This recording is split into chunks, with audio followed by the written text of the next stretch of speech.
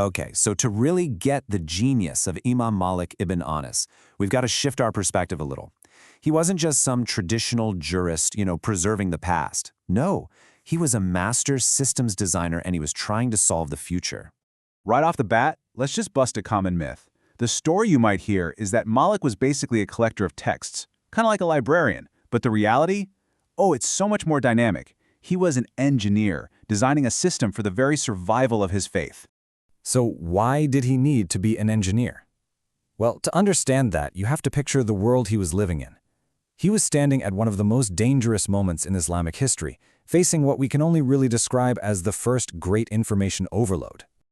To appreciate the scale of this crisis, just think about it. The Prophet, the ultimate source of guidance, was gone.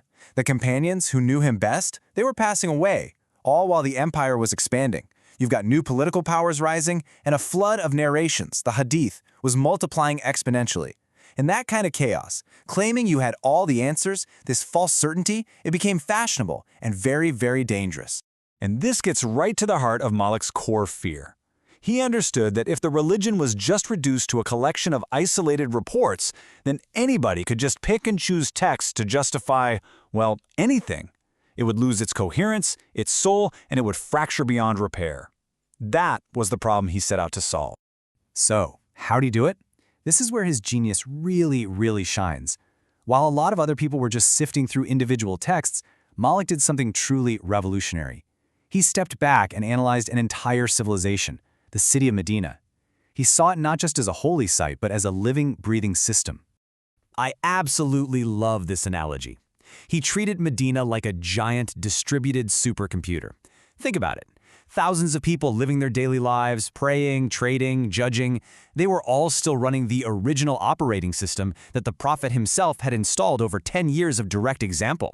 And this shows the difference between two types of data. Most scholars were focused on what you'd call serial transmission. One narrator tells another, who tells a student. It's a single chain with single points of failure. Malik, though, he prioritized parallel transmission. Actions that thousands of people witnessed, thousands of people practiced, and thousands of people passed down to the next generation all at once.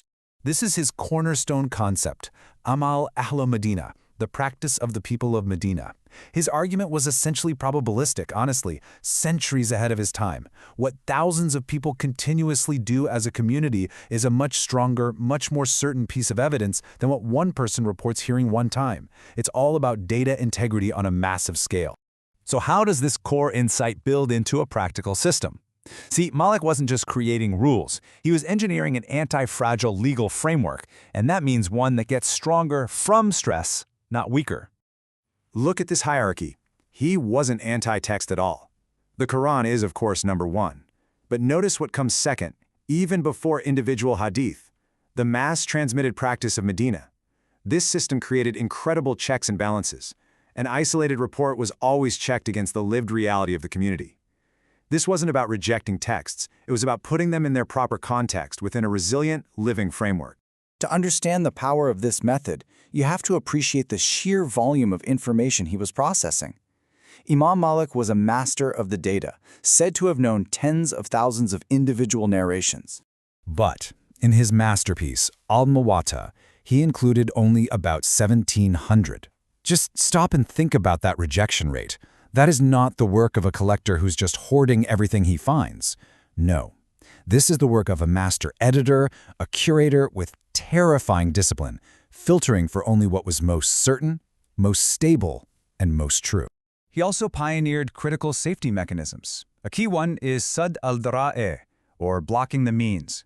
The idea is that you can block a technically lawful action if it reliably leads to a harmful outcome. For example, selling grapes is fine, but selling them to someone you know is going to make wine? Malik says no. He was thinking about systemic outcomes, not just checking legal boxes. A system this powerful is only as good as the character of the person who builds it. And Malik's integrity, his personal restraint, was just as important as his intellectual brilliance. His most common answer when asked a difficult legal question was reportedly, "I do not know."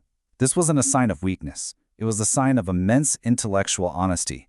He saw giving a religious ruling as a dangerous responsibility, not a performance or display of authority.